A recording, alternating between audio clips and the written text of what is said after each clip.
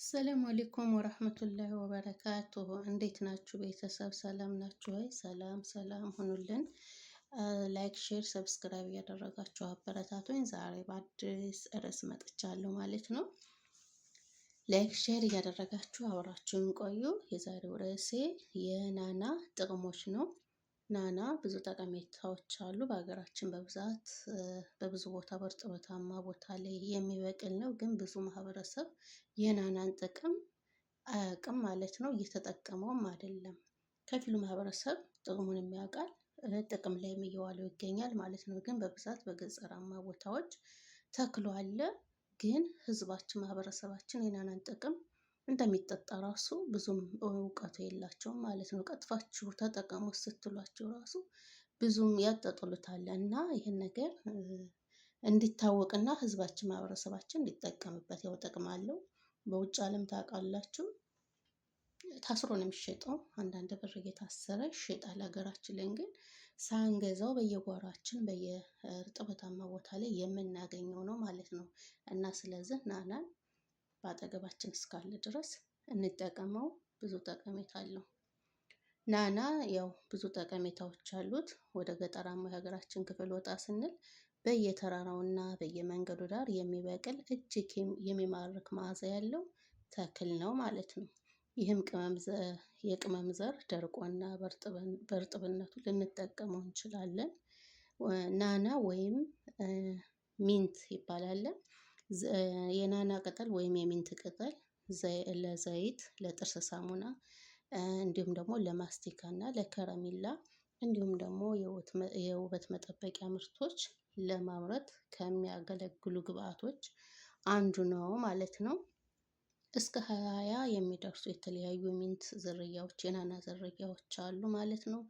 የናና ቅጠል በቀላሉ መብቀል ሲችል ምግብና ሻይ ውስጥ በመጨመር የተሻለ ጣዕም እንዲሰጠን ያደርጋል ማለት ነው።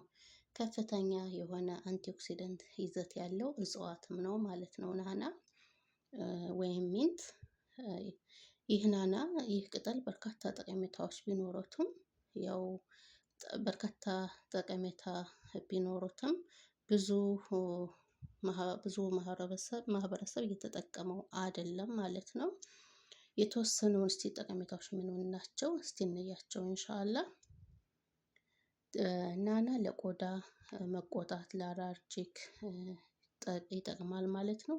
የናና ቅጠል በውስጡ የሚይዘው ሮዝማሪክ አሲድ ወቅታዊ የሆነ የቆዳን መቆጣትን አለርጂክም ማለት ነው ተፈጥሯዊ በሆነ መልኩ ለማከም ያስችላል ማለት ነው የናና ቅጠል።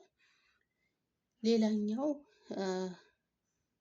ለአራስ እናቶች ማለት ነው ጡት ለሚያጠቡ እናቶች ለህፃኑም ለእናትየዋም የናና ቅጠል ፍቱን ነው፣ ጥሩ ነው ማለት ነው። በውስጡ በሚይዘው ንጥረ ነገር ለእናቷ ለሰውነቷም ለልጁም ጠቀሜታ አለው ማለት ነው። ሌላኛው የናና ቅጠል ጉንፋንን ለማከም ይረዳናል ማለት ነው።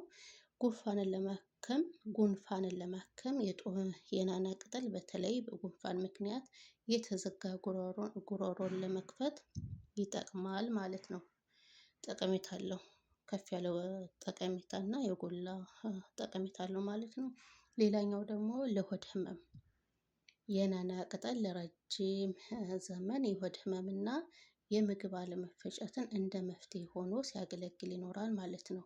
ሆዳቸውን ለሚያማቸው እንዲሁም ደግሞ ምግብ አልፈጭላቸው ላለ ሰዎች እንደ መፍትሄ ሆኖ ሲያገለግል ቆይተዋል ማለት ነው። ሌላኛው ደግሞ ያው የምግብ አለመፈጨት እንደ መፍትሄ ሆኖ ሲያገለግል ኖሯል። የሆድ ህመም የሚያስቸግራቸው ሰዎች ከሱፐር ሚንት የሚዘጋጅ መድኃኒት ለ4 ሳምንት በቀን 2 ጊዜ በመውሰድ ህመማቸውን ከ50% በላይ መቀነስ ይቻላል ማለት ነው።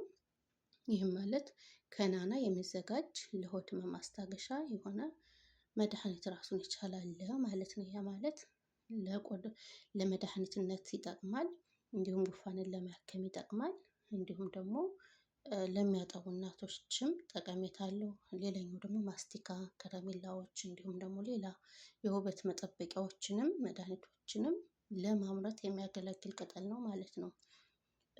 ሌላኛው ደግሞ የሆድ ህመም የሚያስቸግራቸው ሰዎች ከሱፐርሜንት የሚዘጋጅ መድኃኒት ለ4 ሳምንት በቀን 2 ጊዜ በመውሰድ ህመማቸውን ከ50 በመቶ በላይ መቀነስ ይችላሉ። ሌላኛው የህመም ማስታገሻ የቡሽሜን ማህበረሰብ የብራዚል ሚንትን እና የብራዚል ናናን ልክ እንደ ስፕሪን ኪኒን በመጠቀም ከህመማቸው ማረፍ ወይም ማስታገስ እንደሚችሉ መረጃዎች ይጠቁማሉ ማለት ነው። ሌላኛው ደግሞ ለቆዳ ብዙውን ጊዜ ቆዳችን በትንንሽ ንክሻ ወይም በትንኞች እንደዚህ በተባዎች በተለያዩ ምክንያት ሊጎዳ ይችላል ማለት ነው። በመነከስ ከናና የሚዘጋጅ የውበት መጠበቂያ ወይም ደግሞ ሎሽኖች የውበት መጠበቂያዎች ፍቱን መፍትሄዎች ናቸው ማለት ነው። ይህም መፍትሄ ሆኖ በጥናቱም ተደርሶበታል ማለት ነው። ያ ማለት እንደዚህ በትንኝ ሌላም ነፍሳት እንደዚህ ቀለል ያሉ ትንኞች እንደዛ ለሚነክሷቸው በሎሽን ሰውነታቸውን ስታሹ እንዳይቀርቧቸው ያደርጋል ማለት ነው። ያ ማለት ማንኛውም ሎሽን ሳይሆን ከናና የሚዘጋጅ ሎሽን አለ ራሱን የቻለ እሱ እንደዚህ ቢንቢዎች ትንኞች እንዳይነክሷችሁ ይረዳል ማለት ነው። ሌላኛው ደግሞ የናና ቅጠል ለአፍ ውስጥ ጤንነት ይጠቅማል ማለት ነው። የናና ቅጠል ተፈጥሯዊ ጸረ ተዋሲያን ንጥረ ነገር በውስጡ በመያዙ ለአፍ ውስጥ ጤንነት እጅግ ጠቃሚ ነው ማለት ነው። በተጨማሪም መልካም የአፍ ጠረን እንዲኖረን ያደርጋል ማለት ነው። የናና ጥቅም እነዚህ ነገሮችን አሉት ማለት ነው። ለአፍ ጠረን፣ ለቆዳ፣ ለሆድ ህመም ማስታገሻ፣ ሌላኛው ደግሞ የህመም ማስታገሻዎች እንዲሁም ጉፋንን ለማከም እና ደግሞ ለሚያጠቡ እናቶችም ቢጠቀሙት ለእናቲቱም ለልጁም ጥሩ ነው። ሌላኛው እነዚህን የመሳሰሉ ጠቀሜታዎች አሉት ማለት ነው።